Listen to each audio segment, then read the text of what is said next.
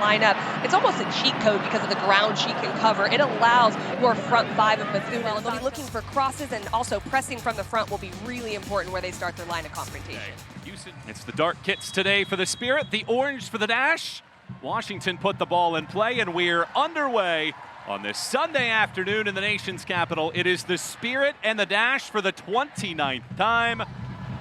Van Zanten drives. Slams the brakes on, appeals for a foul. Van Zanten taken down. Kouassi back defends. Kouassi. This is better here from the Spirit. Rodman to Monday. Monday drives, gives it back to Rodman. Trinity Rodman lays it to Monday. Monday gets there first, gets the angle. Monday touches it across. Gift Monday scores. Washington have the opener.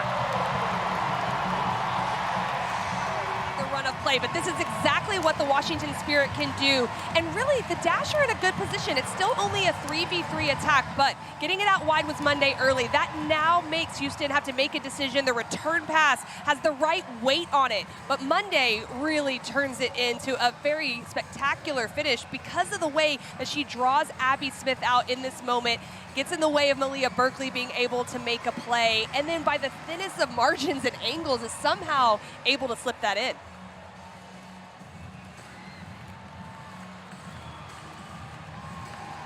Just a brilliant corner kick. First of the match for either side. Lacey Santos rolls it back. Bethune gets an angle, fires it across. Monday is there again. Smith denies the first. Monday will not be denied a second.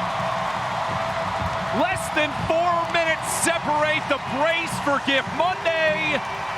Spirit are soaring at home. In just 3 minutes. They decide to go short the Washington Spirit, but then there's this ball to the back area. Gift Monday does really well to get herself back on side, then recycles her run. The service from Croy Bethune is absolutely put on a platter.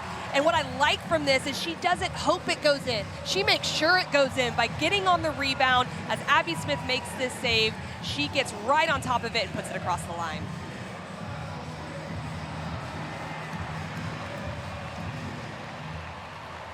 First NWSL brace for Gift Monday. Bethune can't complete the nutmeg herself. Does get the ball back, however.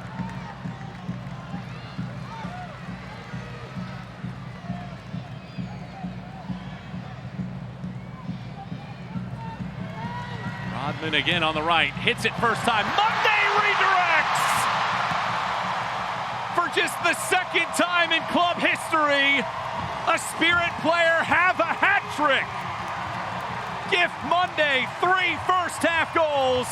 Washington lead 3-0.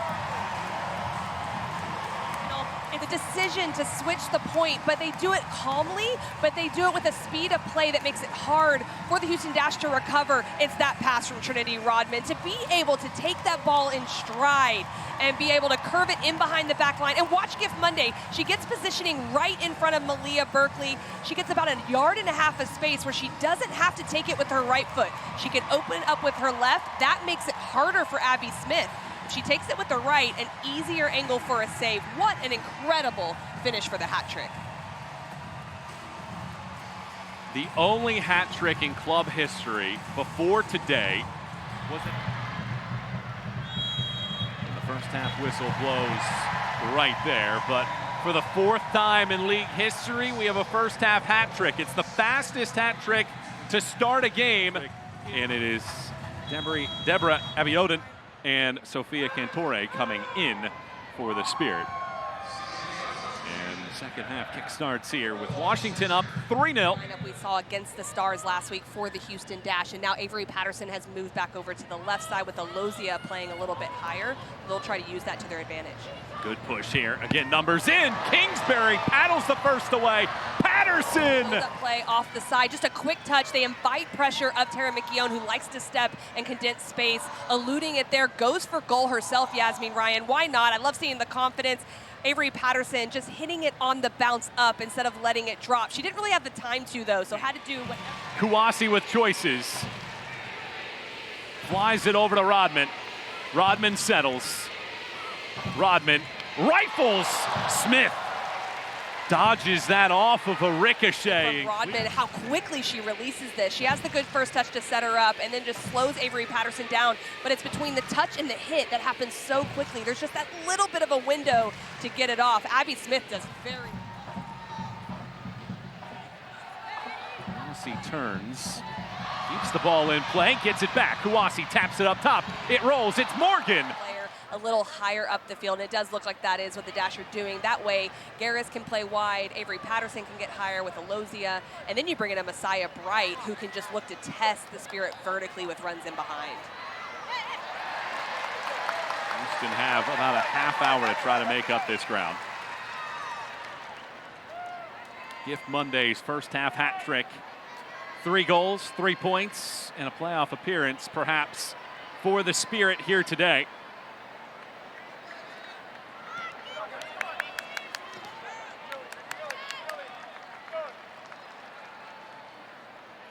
Washington have been stuck on 3 goals. They've done it 6 times this year where they've scored thrice.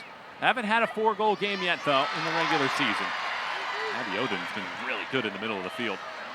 And she took so many hits in the last game. She was getting bandaged up. She was getting tackled from behind, and she was just a warrior there in midfield. But what also she does so well is just her decision-making and distribution, changing the point of attack, which sets the tempo really well for the Washington Spirit. Rodman grabs it from Patterson, tosses it wide. Carl circles it in. Kentore!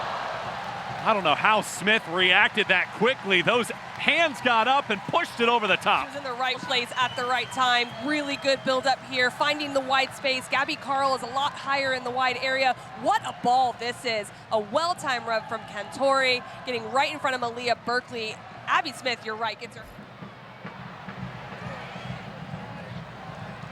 Here's Bright. Bright does well. Bright shoots.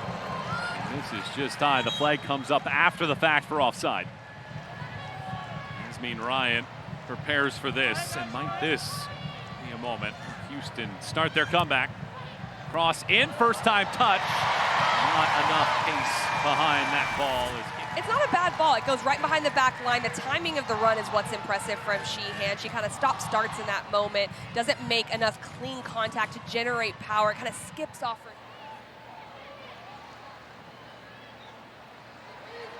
Bethune picks a pocket. Croy Bethune in, dodges a defender, dodges a second. Smith! That numerical superiority helps you out. Narumi sets up Bethune.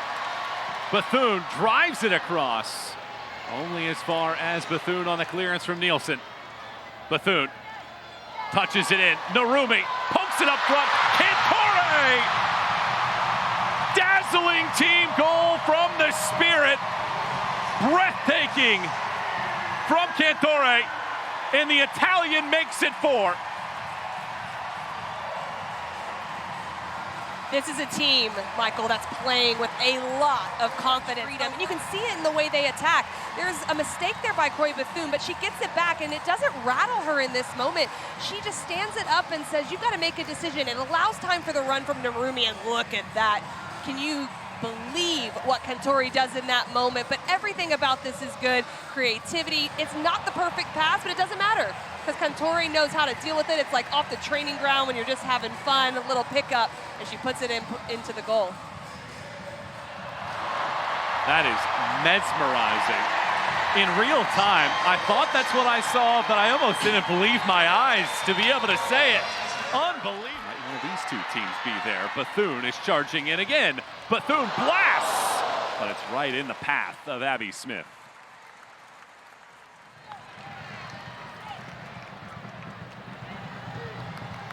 Over the top, it's Kouassi.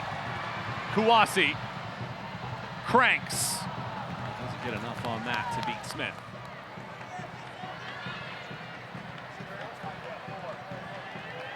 Washington are back in the postseason. A decisive 4-0 victory. And for the 6th time in club history, the Spirit are playoff bound. Gift Monday's hat trick propels Washington to the postseason. Obviously not a great game. I thought we got, out-dueled, out-battled in a lot of situations. And, I mean, we also got to put our hands up and say Spirit, I thought, were really good. I thought their quality, especially in the front line, causes a lot of issues. So I thought the second half was better. I thought we were able to make a couple changes. I thought it neutralized them more. I thought we were able to create a little more in the attacking half in the second half, which shows even from the stat standpoint. But yeah, first half was nowhere near good enough. And as you know, because of the quality they have, it's hard to come back from that standpoint. All right, thank you for that. We'll turn it over to questions here on Zoom. We'll start with Diego. Diego, go ahead. Hey Fabrice, tough loss. Can you talk to me a little bit about kind of how you guys as a team go through the process of the game and try and like find the silver linings within the performance? You mentioned that the second half was better, and so those kinds of things. Yeah, I mean, we have to look back. Obviously, everything's fresh. We don't have video in front of us, so we'll have to reassess. But I think there's a lot. I mean, we got a quick turnaround, and I think the next game against Orlando is, it's like a final for us. So like we've got to really come in with that mentality. The good news is, there's still 4 games left, and we all know there's so much change and things that can happen. But yeah, overall, I think there was a lot of things we weren't best at, and I thought Spirit were better than us in almost every category. So hence the lopsided win. On better news, Paige notched 10,000 regular season minutes. Can you talk to me a little bit about how important she's been throughout not just this season, but throughout her time in NWSL?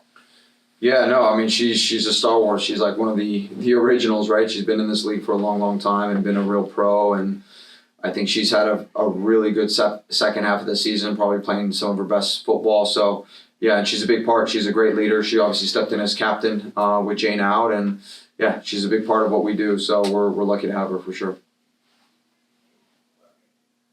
And moving forward, you guys, even with this loss, are still in that conversation when it comes to playoffs. And I wanted to ask you a little bit, has that kind of mentality for filling in that last playoff spot changed, or is kind of the objective clear? I think everyone has the same objective of obviously making playoffs. You got 4 games. You've got the next 2 games are really, really important because they're kind of direct contenders in that. So, I think for us, it's the next couple games are definitely finals for us. So we just got to keep approaching it just one game at a time like we've been doing. But we definitely need to have a response, especially against Orlando for sure. Final question for me. Orlando is going to be at home. You guys have historically played really well against Orlando at home. I remember last season, specifically, Avery had a wonderful performance against Barbara Vanda. Can you talk to me a little bit about how you guys want to take that home atmosphere and kind of really cement that with that game? Yeah, look, our home record has definitely improved in the second half of the season, so we're looking forward to hosting them. And obviously, they've had some struggles. They won this last game, so it kind of put them on the bounce. But I think for us, this is a game that we need to approach with everything that we have for sure. Thanks, Fabrice. Safe travels home. Thank you. Hey, Yaz. Tough loss, but throughout looking a little bit about the game, can you give me any silver linings about the performance? I saw the second half be a lot more positive, and so I wanted to hear your thoughts on it. Yeah, it's definitely tough. We knew they were going to be a good team, and so we knew it was going to be a tough game. But at the end of the day, I think we just need to come out better, faster, stronger, and that's what they did. And in the second half, we definitely started out with more looks. Even first half, I thought for the first 5-10 minutes, we were pressing and doing what we wanted as far as the game plan. But then once, it just kind of broke down and we were getting broken a ton and couldn't get back into shape. So I think it's important for us and definitely not to freak out. It's not like this is it for us as far as making playoffs. We still have enough games to go, and